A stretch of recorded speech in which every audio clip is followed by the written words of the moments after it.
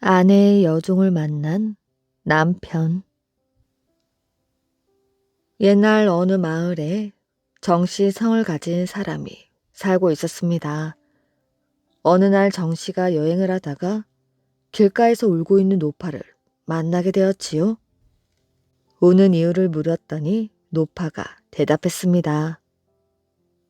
먼저 간 영감이 남겨놓은 외아들이 지금 사형을 받게 됩니다. 어떤 분이 구해줄 수만 있다면 얼마나 좋겠습니까? 정 씨는 원래 의협심이 강한 사람이어서 그 노파에게 아들의 이름을 묻고는 자기의 돈으로 주선하여 무죄로 석방되게 해주었습니다. 노파의 아들은 옥에서 나온 뒤 자기를 구해준 사람이 정 씨인 것을 알고 객점에 머물고 있는 정 씨를 찾아가 눈물을 흘리며 자기를 구해준 이유를 물었습니다. 당신의 어머니가 하도 가련하기에 당신을 구해줬을 따름입니다. 그런데 아들이 놀라며 말을 하는 것이었습니다. 저희 어머님은 세상을 뜬 지 오래입니다. 아들이 이렇게 말하므로 정 씨가 이상하게 생각하였지요. 밤에 그 노파가 찾아와서 감사 인사를 하는 것이었습니다. 사실 나는 늙은 여우입니다. 20년 전 저 사람의 아버지와 하룻밤 사랑을 맺은 일이 있지요. 그 아들이 죽는 날엔 그 아버지의 죄를 지내주는 사람이 없어 굶주린 귀신이 될 게 아닙니까? 저는 그것이 안 되어서 견딜 수 없었던 것입니다. 그러더니 노파는 자취를 감추고 사라지고 말았습니다. 정씨의 아내는 현숙한 여자였지요. 불교를 믿고 있었기 때문에 방 한 칸을 깨끗이 치우고 관음 보살의 신승을 걸어 놓았습니다. 그리고 아들이 없었기에 매일 그 앞에서 향을 피우고 기도를 드렸지요. 그런데 아내가 중병에 걸리고 말았습니다. 중병에 걸린 아내는 침구를 그 방에 옮기고 비단 이불을 갖추고서 문을 닫아 걸었지요. 마치 누구를 기다리기라도 하는 것 같았습니다. 정 씨는 아내가 미친 것이라고 생각하였으나 병세가 심한 상태였으므로 병자의 마음을 상할까봐 그냥 내버려 두었던 것이었지요. 아내는 2년 동안이나 병석에 누워 있었습니다. 밖에서 가만히 아내의 방을 엿들으면 아내가 누구하고 말을 주고받는 것 같았으나 문을 열고 들여다보면 조용했던 것이었습니다. 그런 아내에게 다른 근심은 없었지만 딸의 일이 근심이었지요. 그래서 남편에게 예단을 마련하여 딸을 시집 보내라고 독촉을 했습니다. 딸을 시집 보내자 아내는 정 씨를 불러 손을 잡고 말했습니다. 오늘 우린 이별을 합니다. 처음 병이 들었을 때 보살님께서 이런 말씀을 하셨지요. 곧 죽어야 할 목숨이지만 어린 딸이 아직 시집을 가지 않고 있는 것을 근심하기에 딸이 시집 갈 때까지 목숨을 연장해 준다고요. 작년에 보살님께서 항상 보살님 곁에서 모시는 소양이라는 시녀를 저의 시중을 들게 남겨주셨습니다. 저는 이제 곧 죽습니다. 저는 명이 박하고 또한 아들을 낳지 못하였지요. 첩의 아들 보아는 제가 몹시 원했던 바입니다.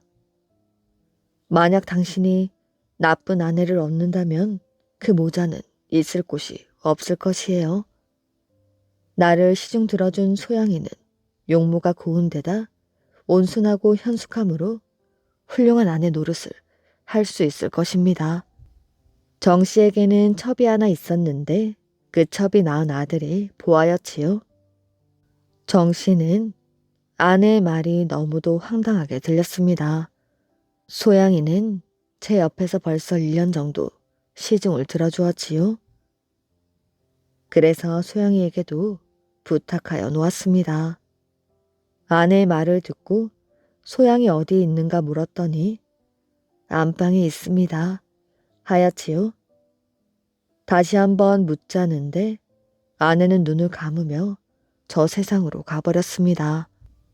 그날 밤 정 씨가 시체를 지키고 있으려니 안방에서 우는 소리가 들렸습니다.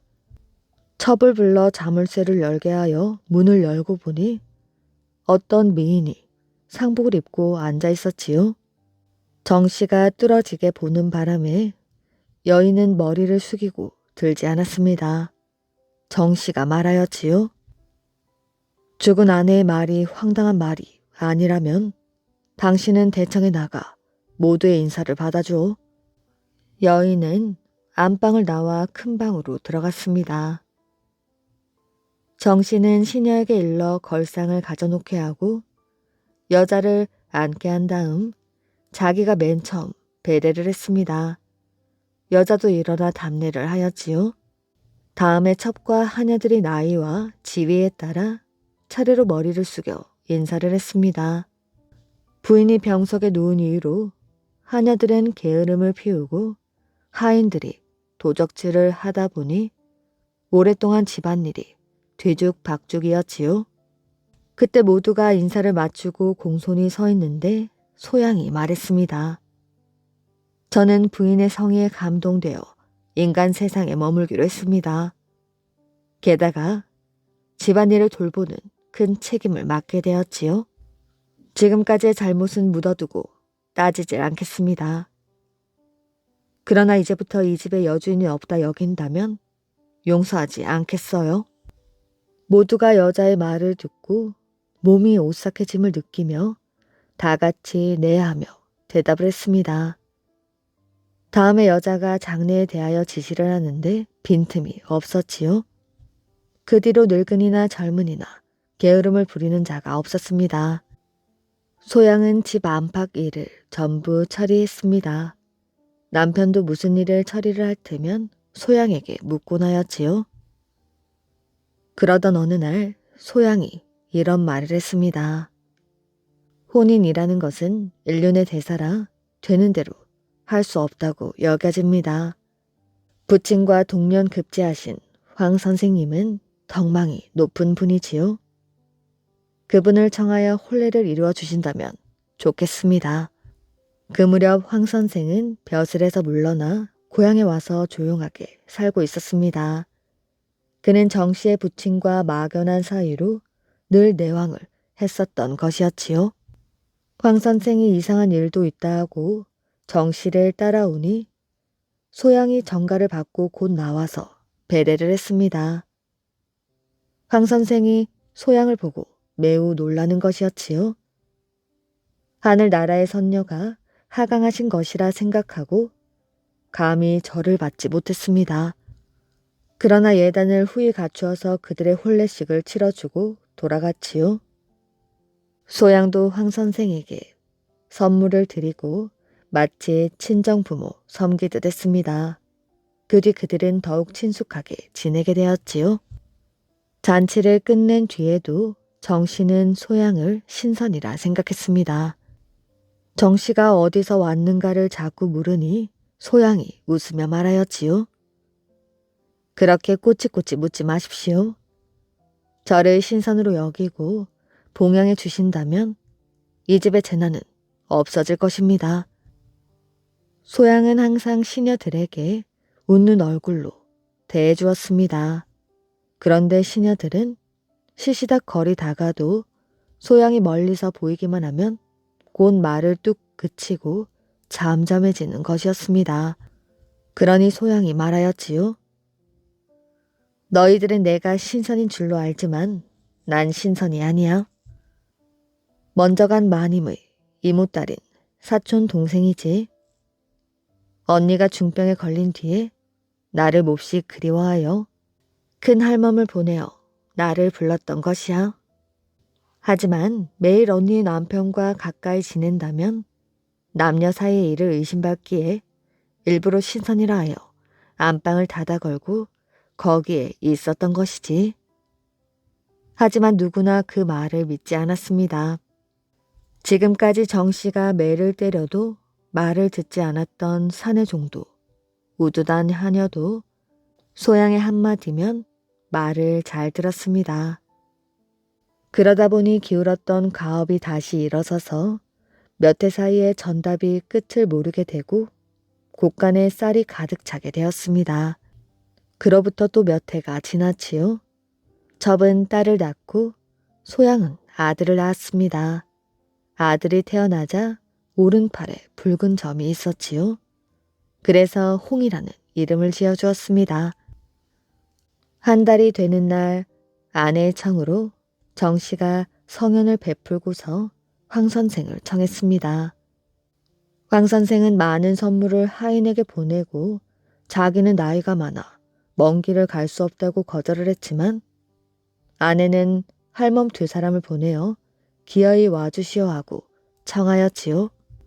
황 선생이 거절할 수가 없어서 오자 소양은 아기를 안고 나와 오른팔에 점을 보이고 이름을 홍이라 지은 연고를 말하더니 또 그 점의 기륭을 물었습니다.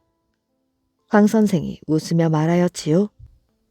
붉은 점은 기쁜 뜻이니 한 글자를 더하여 아기의 이름을 희용이라 짓게나. 그러던 어느 날이었습니다. 갑자기 대문 밖에 가마가 들이닥쳤습니다. 소양의 친정 나들이를 영접 왔다고 하는 것이었지요. 지금까지 10여 년 동안 소양의 친척이 전혀 없는 것으로 알았던지라 모두들 의견이 분분했지만 소양은 들은 척도 하지 않고 몸단장을 했습니다.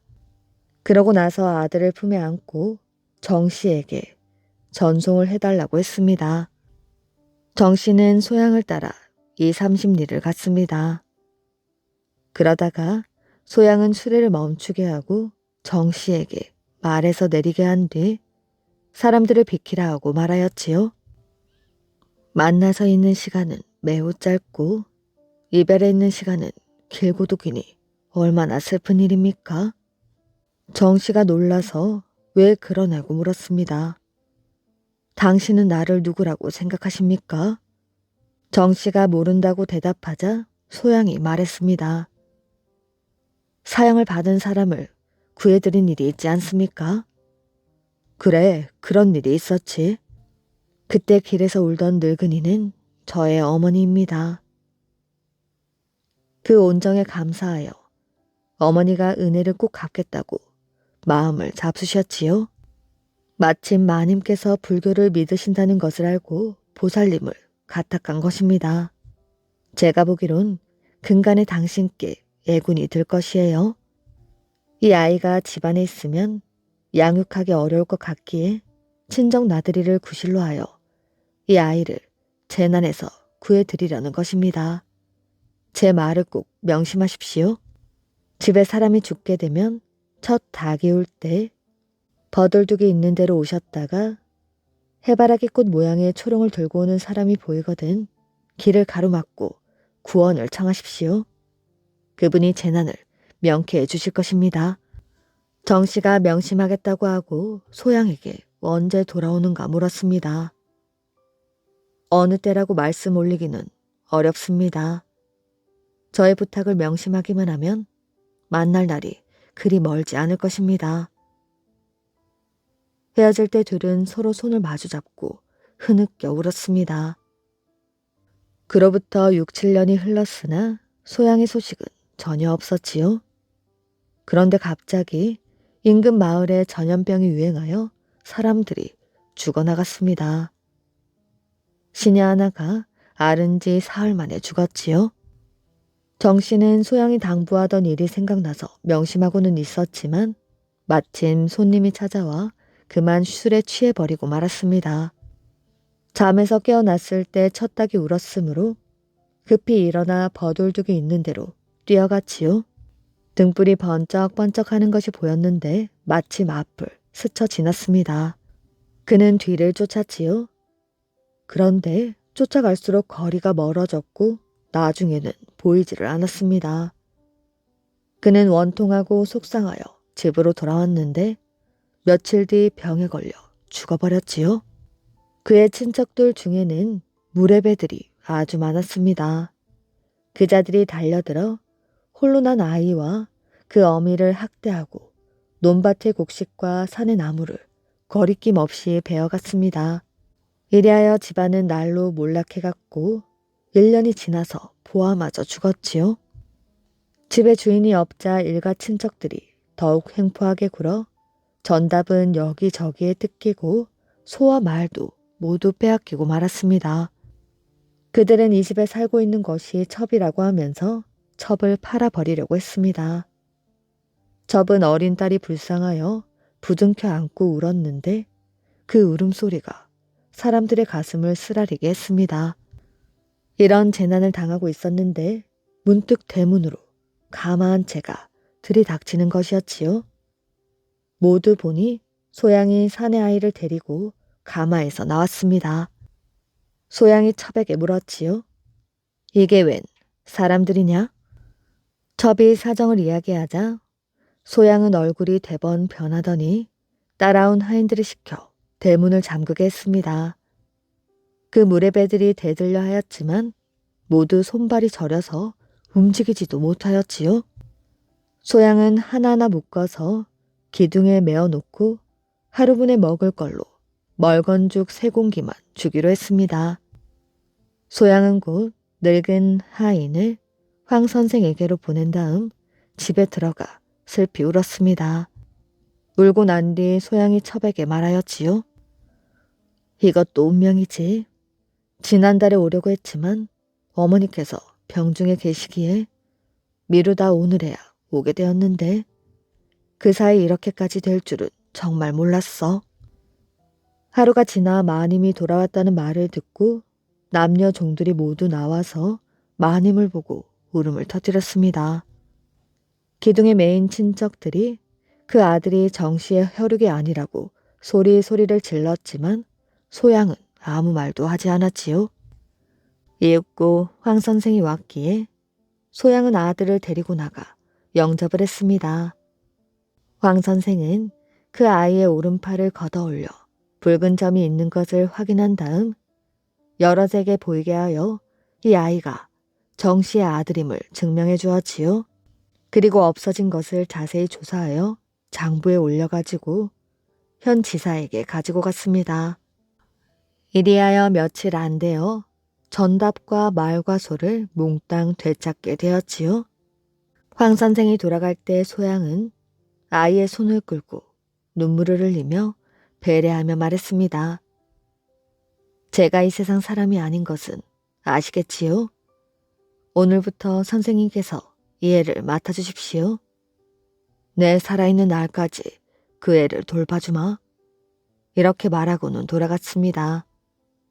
소양은 재산 정리를 전부 마치자 첩에게 아이를 봐달라고 하고 재물을 준비하여 가지고 남편의 묘소로 갔습니다. 한참이 지나도 돌아오지 않기에 첩이 그리로 가보았더니 술잔도 재물도 차려놓은 그대로 있었으나 사람은 없었다고 합니다. 덕을 쌓은 김씨. 옛날 어느 마을에 김씨성을 가진 사람이 살고 있었는데 글을 잘 쓸 뿐 아니라 인품이 고상하기로 소문이 났습니다. 부인 역시 어질고 정숙하였지요. 김씨는 언제나 책상 앞에 앉아 책만 읽을 뿐 생업에는 관심이 없었지요. 그러다 보니 생계를 꾸릴 길이 없자 땅, 노비 등을 팔아먹기 시작했습니다. 그것들까지도 모두 처분하고 나서는 부인이 날마다 바느질을 하여 겨우 끼니를 이어갔지요. 어느 날 평소 친하게 지내던 손님이 아침을 먹기도 전에 찾아온 일이 있었습니다. 손님은 들어오다 아이 종이 쇠고기를 짊어지고 들어오는 것을 보았지요. 손님은 오랜만에 쇠고기 반찬을 먹을 수 있으려니 하고 기대를 했습니다. 인사가 끝나자 곧 아침 밥상이 들어왔는데 고기는 하나도 없고 채소만 있었지요. 손님이 섭섭하게 생각되어 물었습니다. 자네 무슨 일이 있는가? 쇠고기를 사오더니 어찌 한 점도 상해 보이질 않는 것이야. 나는 모르는 일이네. 김 씨는 눈이 동그래져서 종을 불러 물어보았습니다.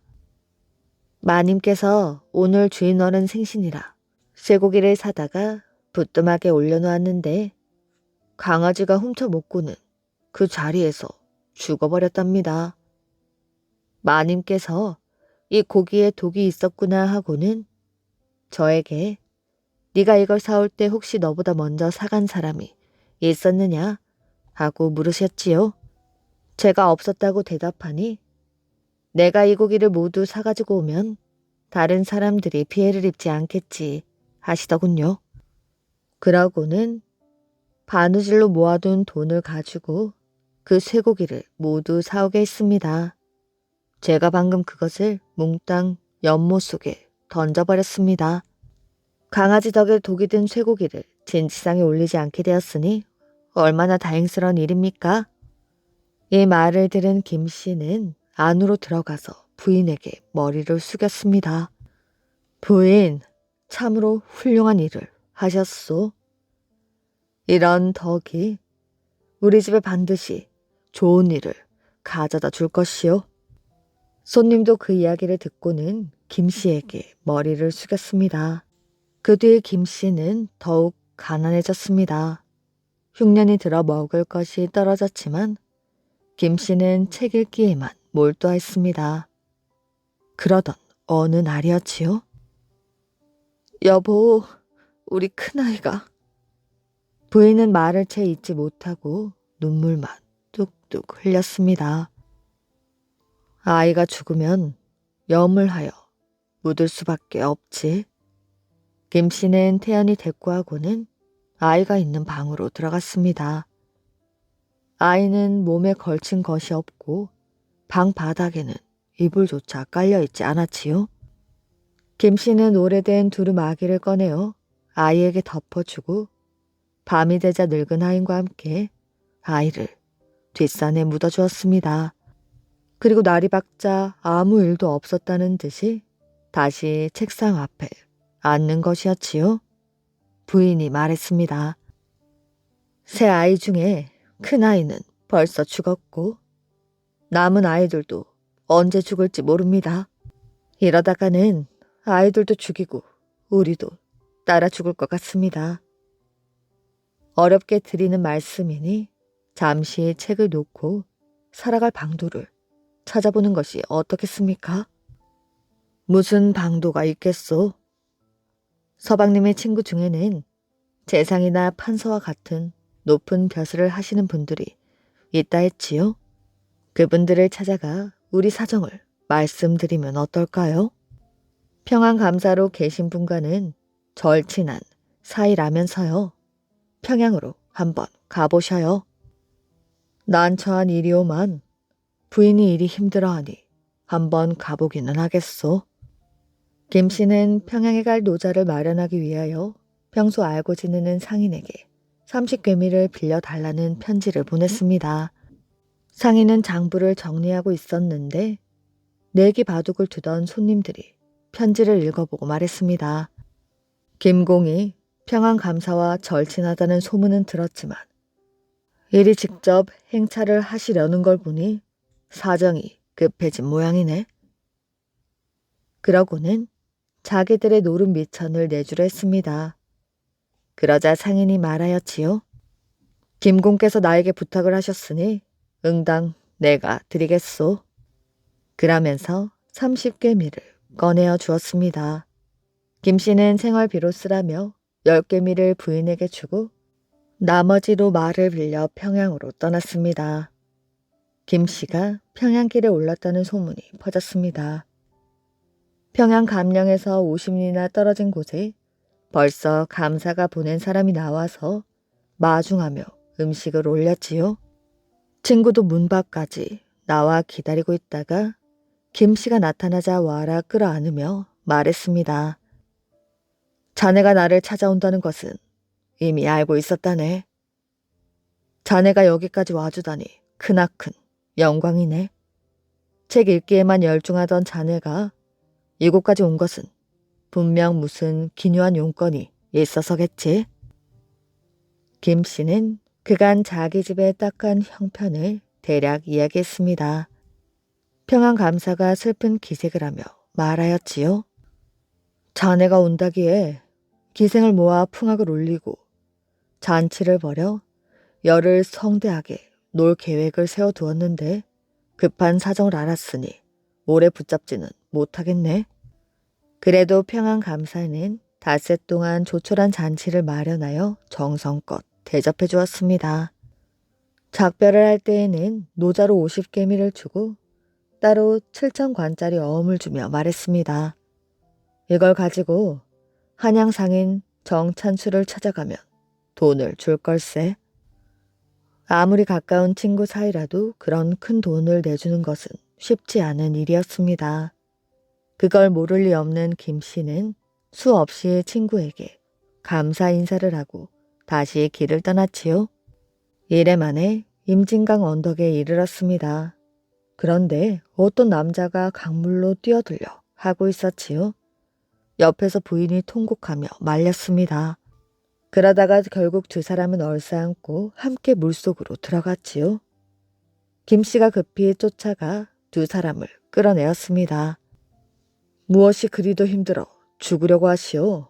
그래도 살아야지요. 그러자 죽으려 했던 남자가 대답을 했습니다. 저에게 아우 하나가 있습니다.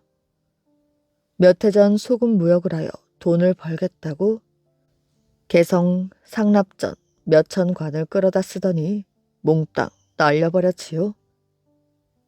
아우는 스스로 목숨을 끊었지만 아우가 진 빚은 고스란히 제 앞으로 넘어왔습니다.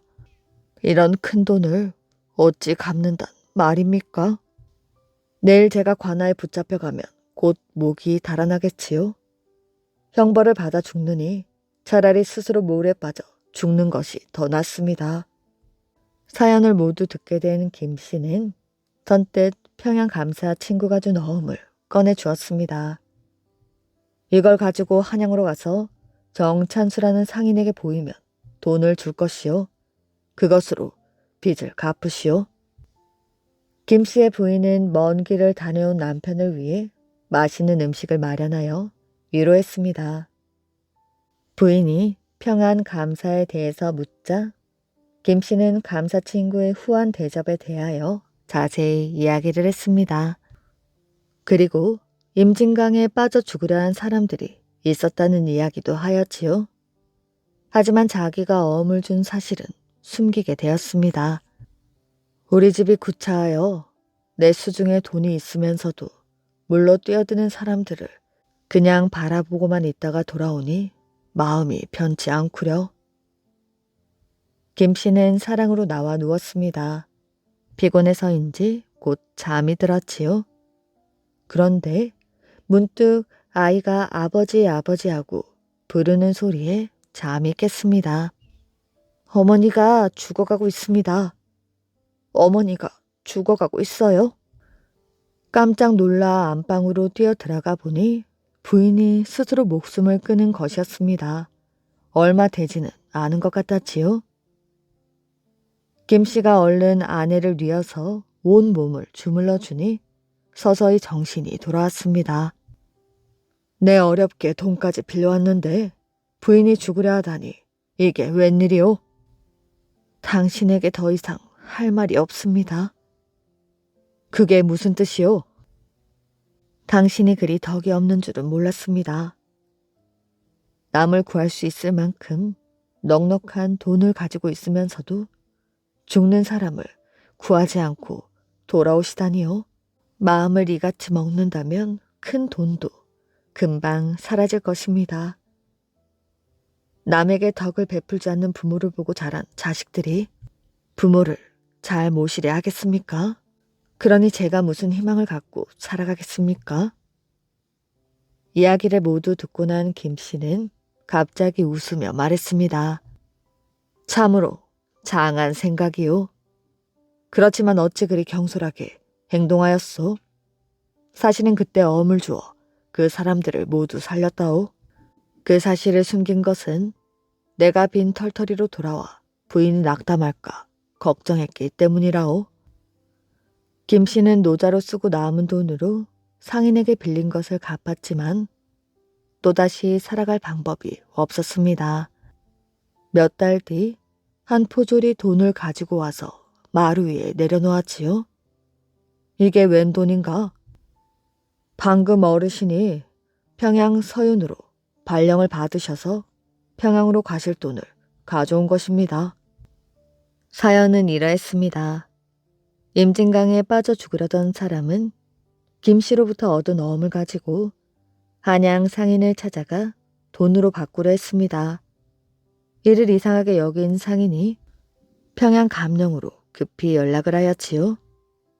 그로 인해 김 씨가 어렵게 얻은 어음을 죽으려던 사람에게 주어 그들의 생명을 구한 아름다운 사연이 알려진 것이었습니다. 친구의 덕이 이렇게도 큰데 이 친구를 조정에 추천할 만하지. 평양 감사 친구는 이렇게 생각하고 벼슬을 결정하는 관리에게 편지를 썼습니다. 김 씨는 몸과 마음을 닦아 품행이 깨끗하며 수많은 책을 읽어 학덕을 길렀습니다. 더욱이 선을 쌓아 남에게 은혜를 베풀기로는 따라갈 사람이 없습니다. 만일 이런 사람이 굶어 죽게 된다면 태평성대의 크나큰 흠이 될 것입니다. 관리는 편지를 읽고 감동하여 임금에게 그 내용을 아뢰었습니다. 임금은 김 씨에게 평양 서윤 벼슬을 내린 것이었습니다. 종의 딸을 사랑한 성균관 유생. 옛날 세조 임금에게는 4명의 아들과 아름다운 외동딸이 있었습니다. 의숙공주가 바로 세조의 하나뿐인 딸이었지요. 의숙공주는 하성 부원군과 함께 양주라는 곳에서 부유하게 살고 있었습니다. 공주는 혼인을 하면서 자신을 돌보던 몇몇 종들과 헤어져 살게 되었지요. 여러 명의 종들 가운데 한 명이 공주와 헤어진 뒤 성균관 근처 부엉 바위 아랫마을에 살게 되었습니다. 그 종에게는 아주 아름다운 딸이 하나 있었습니다. 얼굴은 물론이고 마음씨도 고와 한번 그녀를 본 사람이면 그녀의 모습이 멀어질 때까지 눈을 떼지 못할 정도였지요. 이 무렵 이웃 마을에 안윤이라는 유생이 살고 있었습니다. 그는 성균관에서 치르는 대가에 응시하기 위해 공부를 하고 있었지요. 어느 날 안윤은 공부를 하다가 잠시 산책을 나오게 되었습니다. 그러다 그는 물을 길어 집으로 돌아가는 한 처녀를 보았지요. 순간 안윤은 그 자리에서 움직일 줄 몰랐습니다. 처녀가 너무 아름다웠기 때문이었지요. 저 처녀가 누구 집 딸인지 아는가? 저 처녀는 부엉바위 아랫마을에 살고 있습니다. 옆에 있던 몸종이 멀어져 가는 처녀를 쳐다보며 말했습니다. 저렇게 아름다울 수가? 안유는 처녀가 점이 되어 사라질 때까지 그대로 서 있었습니다. 그날부터 안유는 시름시름 앓기 시작하였지요. 공부를 하려고 하면 처녀의 얼굴이 눈앞에 아른거렸습니다. 대과가 얼마 남지 않았지만 온종일 처녀 생각뿐이었지요.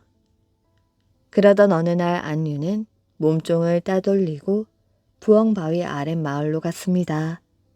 그리고 처녀를 찾아 이 집 저 집 기웃기웃 거렸지요. 아니, 누구셔요? 문을 기웃거리는 안윤을 보고 처녀가 놀란 목소리로 물었습니다.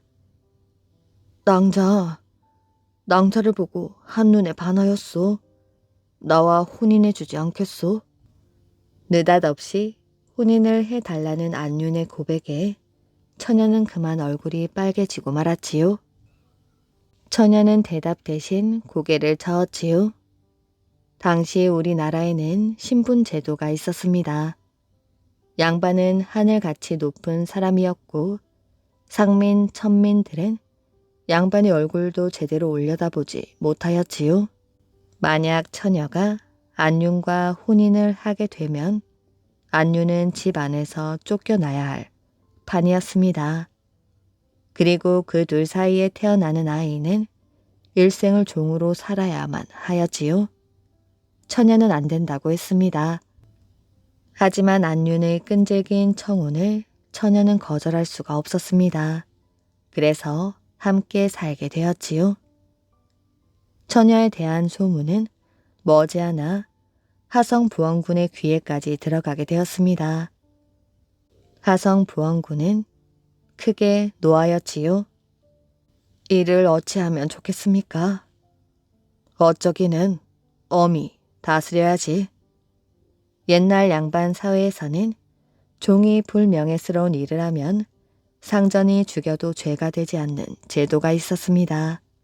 하성부원군은 처녀의 아버지를 불러 가문형을 내리기로 했다고 말하였습니다. 가문의 명예를 더럽히지 말고 자결을 하라는 명령이었지요. 처녀는 전국에 있는 나무 가지로 가 스스로 목숨을 끊고 말았습니다. 양반과 이루어질 수 없는 사랑을 했다는 이유였지요. 낭자, 나를 두고 어디를 간단 말이오? 안유는 처녀가 죽은 정고개를 헤매고 다니다 결국 자신도 죽고 말았습니다. 정고개는 한 선비와 종의 딸이 이루어질 수 없는 비극적인 사랑을 한 것을 측은하게 여긴 사람들이 붙인 이름이라고 합니다. 암행어사의 부인이 된 과부의 딸. 옛날에 관상을 잘 보는 한 무관이 있었습니다. 그가 새로 영흥부사로 부임하면서 거울에 자기 관상을 비추어 보았는데 부임한 곳에서 어사의 손에 죽을 운명이라 크게 걱정이 되었지요. 임금에게 하직하고 나와 다락원 객점에 이르러 점심을 먹고 있을 때 어떤 상복을 입은 사람이 객점 앞을 지나가고 있었습니다. 얼핏 그의 관상을 보니 오래지 않아 어사가 될 관상이었지요. 무관이 객점 주인에게 물어보았습니다. 아까 지나간 분은 어떤 양반이요? 뒷동네 의참이댁 자제입니다. 참이 어른이 돌아가시어 소상이 지났는데 그 댁이 워낙 가난하여 불쌍한 지경이지요. 무관은 일시집 속 사정을 객점 주인에게 캐문 뒤 아전을 보내 조문을 간다고 알려놓고는 영전에 엎드려 한바탕 슬피 통곡을 했습니다. 상주는 당연히 선친의 절친한 친구겠거니 생각하고 감동에 함께 슬피 울고 있었지요. 곡을 마치자 손님이 주인에게 말했습니다. 선친과 나와의 교분을 말하자면 슬픔이 오히려 미지나오. 내 여러 해 전부터 변방에 오래 체류하여 소식이 두절되었소만 사람의 일이 이렇게 될 줄 생각이나 하였겠소. 지금에야 문상을 하게 되었으니 너무도 부끄럽소. 말을 마치고는 오열하며 또 말했습니다.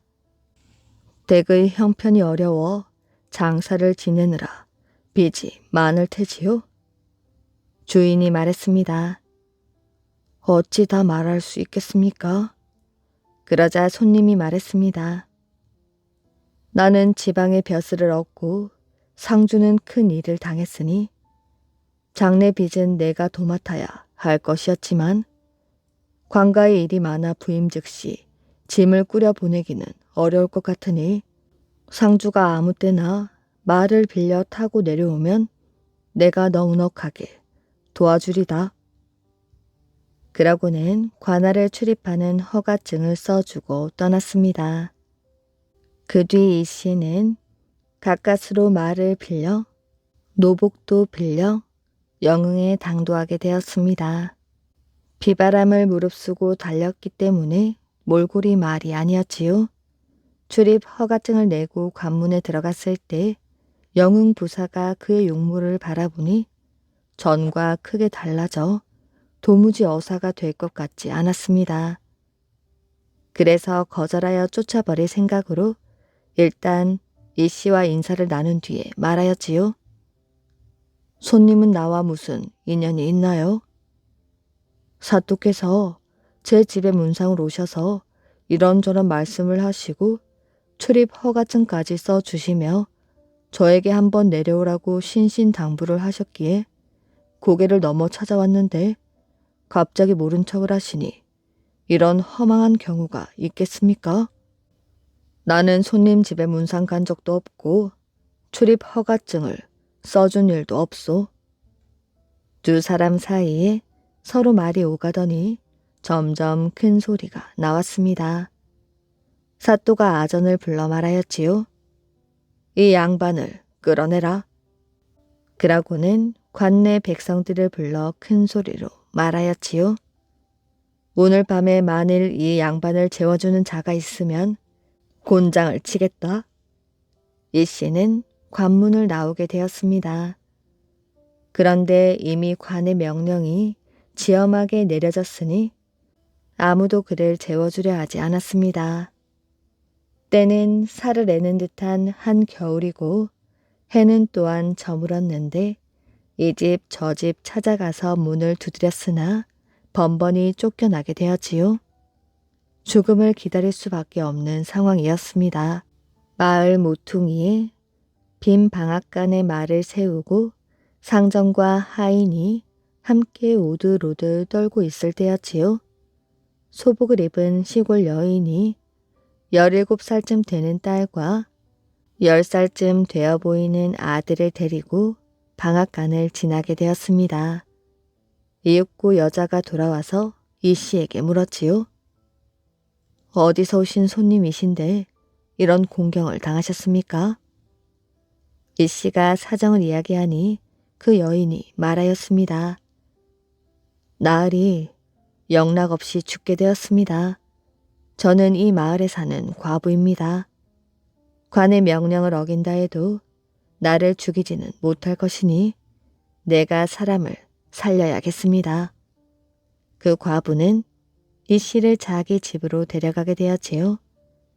따뜻한 물 한 바가지를 떠와 이 씨의 얼굴을 물에 담그게 하자 이윽고 얼굴을 덮고 있던 얼음덩이가 물에 떨어지게 되었습니다. 곧바로 따뜻한 방에 앉히고 밥을 잘 차려 먹었습니다. 이 씨는 깊이 감사하고 그 집에서 이틀을 더 묵게 되었지요. 이틀 뒤 주인 여인이 이 씨에게 말했습니다. 나으리께서는 금방 되돌아가시기 어려운 처지입니다. 그런데 사람 마음이란 아무런 관계도 없는 남을 오래 모시다 보면 절로 싫어지기 마련이시오. 나으리께서도 여러 날 제 집에 머물러 계시면 자연 거북할 터이니 제 딸을 소실로 삼으시지요. 제 딸이 제법 곱습니다. 이 씨는 그 말을 기꺼이 따랐습니다. 이 씨는 어머니가 기다릴 것이 걱정되어 서울로 돌아가려 했지만 그들 모녀가 말리게 되었지요. 이 같은 엄동설안에 길이 막혀 있으니 길을 떠나시다간 결코 목숨을 보존하기 어렵습니다. 아무래도 내년 봄까지 기다리시는 것이 좋겠습니다. 이 씨는 할 수 없이 그 말을 따랐습니다. 그 집에 머물러 한 해 겨울을 보내는 동안에 영흥부사의 탐욕스럽고 무도한 폭정에 대해 귀가 닳도록 들을 수가 있었습니다. 날이 풀려 떠나게 되자 주인 여인은 말을 마련하고 600냥의 은자와 수십 필의 배를 실려 보냈습니다. 이 씨는 소실에게 후일을 약속하고 떠나게 되었습니다. 서울에 돌아와 장래 빚을 전부 갚았고 이로부터 운수가 트여 그해 과거 급제하게 되었습니다. 임금을 모시고 있을 때였습니다. 마침 조용한 시간이 되자 임금님이 말하였지요. 제 신들은 옛날 이야기나 하나씩 해보시오. 이씨가 일어나 말했습니다. 신은 몸소 겪었던 일을 옛날 이야기를 대신하여 아뢰겠습니다. 그러고는 영흥에서 겪었던 일의 자초지종을 자세하게 이야기했습니다. 이를 듣고 임금은 곧 침전에 들어갔다 나온 뒤 봉함된 종이 봉투 셋을 손수 이씨에게 내주며 말하였지요. 이 봉투 위에 1, 2, 3으로 차례를 매겨 놓았다. 첫 번째 봉투는 대궐문 밖에서 뜯어보고, 두 번째 봉투는 당도한 곳에서 뜯어보고, 세 번째 봉투는 다시 그 뒤에 뜯어보도록 하라. 이씨가 골문 밖에 나와 첫 번째 봉투를 뜯어보았더니 영흥에 가서 탐관을 잡으라는 암행어사 임명장이었습니다. 즉시 출발하여 영흥에 도착해서는 낡은 의관으로 바꾸어 입고 소실의 집에 들렀지만 소실의 어머니는 그의 모습이 남루한 것을 보고는 반기는 기색이 아니었습니다. 무엇하러 이 먼 곳까지 왔습니까? 따님이 보고 싶어 왔습니다. 그리고 곧 소실의 방으로 들어가니 서로 반기며 얼싸안고 좋아하였지요. 같이 잠을 자다 밤이 깊자 이씨는 소실이 잠든 틈을 타서 가만히 빠져나와 방 뒤에 숨어 몰래 엿보며 소실의 마음을 확인하려 하였지요. 그 소실은 잠에서 깨어나 팔을 뻗어 낭군을 껴안으려다가 낭군이 없는 것을 알았습니다. 그러자 벌떡 일어나 어미를 불러 울며 불며 말하였지요. 낮에 어머니가 반기지 않는 기색을 보여 나으리가 화가 나서 가버렸어요. 내 어찌했기에 화를 낸단 말이냐? 천리 객지에서 저를 보러 오셨는데 어머니가 반갑게 맞이하지 않았으니 어찌 화가 나지 않을 수 있겠습니까? 어디를 가도 의탁할 사람이 없는데 춥고 굶주려 죽을지도 모릅니다. 제 마음이 어떤지나 아셔요? 소실은 결국 울음보를 터뜨렸지요. 이씨는 즉시 다른 의관으로 갈아입고 따르는 종들을 불러 객사에서 어사출두를 했습니다. 부사를 잡아들여 형틀 위에 올려놓으니 온 마을이 두려워 벌벌 떨게 되었습니다. 그때 소실의 어미가 딸을 데리고 어사 구경을 하러 가서 객사의 담에 기대어 불빛 아래 있는 어사를 바라보았지요. 그러다 한참 후에 그 어미가 그만 가자고 재촉하였으나 딸이 말하였습니다. 어머니, 저는 더 구경하다 갈게요. 조금 후에 딸이 집으로 달려와 말했습니다. 어머니, 그 어사또가 다른 사람이 아니고 바로 우리 집 나으리지 뭐예요? 설마 그럴 리가 있겠니? 제 눈으로 똑똑히 보았어요. 다시 한번 가봐요. 모녀가 다시 가서 담 쪽에서 자세히 바라보았는데 과연 딸의 말과 같아 뛸 듯이 기뻐하고 돌아와서도 잠을 이루지 못하였습니다. 어사는 즉시 영흥부사가 공금을 훔친 일, 백성의 재물을 약탈한 일 등 수십 조목을 장계에 적어서 급히 보고하게 되었습니다. 그리고 나서 두 번째 봉투를 뜯어보았더니 그대로 영흥부사의 직무를 행하라는 명이었지요. 며칠 뒤 의군부 도사가 달려와 이전 영흥부사를 잡아가게 되었습니다. 다시 세 번째 봉투를 뜯어보았더니 그것은 소실을 둘째 부인으로 삼으라는 분부였지요. 즉시 채색 가마로 그 소실을 맞이하였습니다. 관청 사람들이 앞뒤에 둘러싸 큰 방으로 모시었지요. 마을에는 미천한 여인이 갑자기 관부의 내실 마님이 되니 영광스러운 소문이 사방에 자자하였다고 합니다. 그리고 전 영웅부사였던 무가는 참으로 관상을 잘 보았던 것이었지요. 화살이 떠내려온 냇물. 임진왜란 때 일입니다. 평화롭던 어느 마을에 왜군들이 쳐들어오게 되었지요. 왜군들은 나라 구석구석을 쑥대밭으로 만들며 강원도까지 올라오게 되었습니다. 고장에서 조용히 농사 지으며 오순도순 살던 이 마을 사람들은 난데없는 왜군의 침입에 몹시 두려워하게 되었지요. 하지만 언제까지 떨고만 있을 수는 없었습니다. 많은 관군과 의병, 승병들이 힘을 합해 왜군과 맞서 싸울 결의를 했습니다. 우리 마을, 우리 고장은 우리 손으로 지킵시다. 마을 청년들도 나서서 힘을 합해 왜적들과 싸웠지요. 그러던 어느 날 장군님, 화살이 모두 떨어졌습니다. 우리 편의 병졸이 달려와 장군에게 보고를 했습니다. 뭐라? 모두들 놀랄 수밖에 없었지요. 적은 이미 냇물을 건너 가까이 다가오고 있었습니다. 두려워하지 말고 끝까지 싸우거라. 화살이 없으면 돌이라도 던지거라. 장군의 명령이 떨어지자 병졸들은 돌을 주우러 냇가로 갔습니다. 그런데 정말 신기한 일이 벌어지고 말았지요. 냇물에 수십만 개의 화살이 떠내려 오고 있는 것이 아니겠어요? 병졸들은 냇물에 뛰어들어 화살을 줍기 시작했습니다. 한쪽에서는 화살을 건져내고 또 다른 쪽에서는 그 화살로 활을 쏘고 있었지요. 덕분에 우리 군사들은 사기가 올라 왜족을 크게 무찌를 수 있었습니다. 그 뒤부터 이 냇물을 화살이 떠내려온 냇물이라 하여 화살 전자를 써서 전천이라 부르게 되었다고 합니다.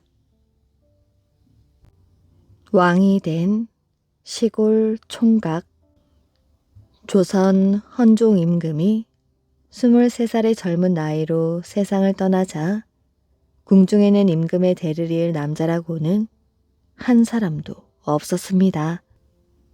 대를 이어 왕위에 오를 사람이 없으니 어찌하면 좋겠습니까? 순원 왕후가 대신들을 모아놓고 물었지요. 양자를 들여 대를 잇는 도리밖에 없지 않습니까? 그럼 가까운 친척 중에 양자로 드릴 만한 사람이 누가 있을까요? 그러나 가까운 친척조차 쉽게 찾을 수가 없었습니다. 강화섬에 사는 원범은 어떻습니까? 강화섬에 숨어 사는 이 원범이 제일 가까운 친척이었지요. 그러나 원범은 19살이 되도록 글도 깨우치지 못하고 집신이나 삼고 산에 가서 나무나 하는 더벅머리 시골 총각이었습니다. 할 줄 아는 것이라고는 농사 짓는 일밖에 없었지요. 이 원범은 정조의 아우인 은원군의 손자였습니다. 그러나 원범의 집안 어른들이 역적으로 몰려 죽자 원범은 고아 아닌 고아가 되어 강화도에 숨어 살았던 것이었지요. 어서 강화도로 가서 원범을 모셔오도록 하오. 순원 왕후의 명을 받은 신하가 군졸들을 이끌고 강화섬으로 갔습니다. 이때 산에서 나무를 한 짐 지고 내려오던 원범은 군졸들을 보더니 마당에 무릎을 꿇고서 살려달라고 빌었지요. 잡으러 온 게 아니라 왕으로 모시려고 왔습니다. 그러나 왕이 무엇인지도 모르는 더벅머리 총각은 가지 않으려고 발버둥을 쳤습니다. 겨우 설득하여 한양으로 모셔가자 순원 왕후가 반갑게 맞이하였지요. 내 아들 왔느냐? 원범은 대왕 대비 순원 왕후의 명으로 덕완군에 봉해져 왕위에 올랐습니다. 이분이 바로 철종 임금이랍니다. 이후 철종 임금은 영훈 부원군 김문근의 딸을 왕비로 맞이하였으나 철종이 배우지 못한 것을 이용하여 왕비의 친정인 안동 김씨가 권력을 장악하였지요. 이로써 정치는 안동 김씨의 손에서 놀아나고 철종은 술과 노름에 빠져 나라는 말할 수 없이 어지러웠다고 합니다. 뛰어난 예술가 인선. 옛날 어느 마을에 인선이란 소녀가 살고 있었습니다. 7살 소녀 인선은 나무 잎에 붙어있던 애벌레의 모습을 기억해내었지요. 어떻게 저렇게 징그러운 애벌레의 몸에서 저토록 아름다운 나비가 나올 수 있는 거지? 인선은 곧 나비를 그리기 시작했습니다. 때를 지어 텃밭을 나는 나비들이 정말 살아 움직이는 듯 하였지요. 인선아, 거기서 뭘 하고 있니? 인선은 신사임당의 어릴 적 이름입니다. 인선의 어머니는 어린 딸이 다른 소녀들과 다르다는 것을 알고 있었습니다. 요즘에도 그림 그리는 것에 푹 빠져 있는 것이냐? 한양에서 돌아온 아버지가 인선에게 물었습니다. 인선의 아버지 역시 어린 딸의 재능을 일찍부터 알아보았습니다. 이건 안견의 산수화란다. 우리 딸에게 주려고 한양에서 가져왔지. 어린 인선은 아버지께 받은 그림을 한참 동안 들여다보았습니다. 그러더니 이내 그림을 따라 그리기 시작하였지요. 동네에서는 인선에 대한 소문이 떠들썩했습니다. 신진사의 딸이 안견의 산수화를 따라 그렸다는 이야기를 들었는가? 최고의 화가가 그린 그림을 7살짜리 아이가 그대로 그려내다니 놀라운 일이 아닌가? 그뿐만이 아니야. 나비와 벌 같은 것들도 진짜처럼 그려낸다고 하더군. 인선이 살던 시대에는 여성들이 마음껏 재능을 펼칠 수 없던 시대였습니다. 인선아, 그림을 그리는 것이 그리 좋으냐? 네, 저는 그림을 그리고 시를 지을 때가 세상에서 가장 행복해요. 인선의 부모는 딸이 타고난 재능을 훌륭히 키워나갈 수 있도록 도와주기로 했습니다. 어느덧 인선은 사임당이라는 호로 불리며 아름답고 총명한 아가씨로 자라났지요. 어느 날 배추 흰나비를 따라 생각에 잠겨있던 사임당은 혼잣말을 했습니다. 나비들은 꽃을 보고 날아드는 것이 아니야. 향기와 꿀을 찾아 날아드는 것이지. 나비들은 나에게 겉으로 드러나는 것에 집착하지 말고 내면의 아름다움을 그리라고 말하는 듯 하는구나. 세월은 흐르고 흘러 결혼을 한 신사임당은 7 남매를 키우느라 해야 할 일이 너무도 많았습니다. 그 와중에 틈틈이 익힌 사임당의 글씨는 훗날 글을 쓰는 사람들에게 찬사를 받았습니다. 사임당의 글씨를 본 강릉 부사는 이런 말을 하였지요. 정성 들여 그은 획을 보고 있자니 부인의 높은 덕이 그대로 스며든 것만 같습니다. 오늘날 신사임당하면 율곡이이라는 대학자를 키운 훌륭한 어머니로만 기억되고 있지만 그 누구보다 훌륭한 예술 작품을 남긴 뛰어난 예술가랍니다. 이야기 재미있게 잘 들으셨나요? 오늘의 이야기는 여기까지입니다. 오늘도 이야기를 들어주셔서 정말 감사합니다. 오늘도 편안한 밤 되시길 바랍니다.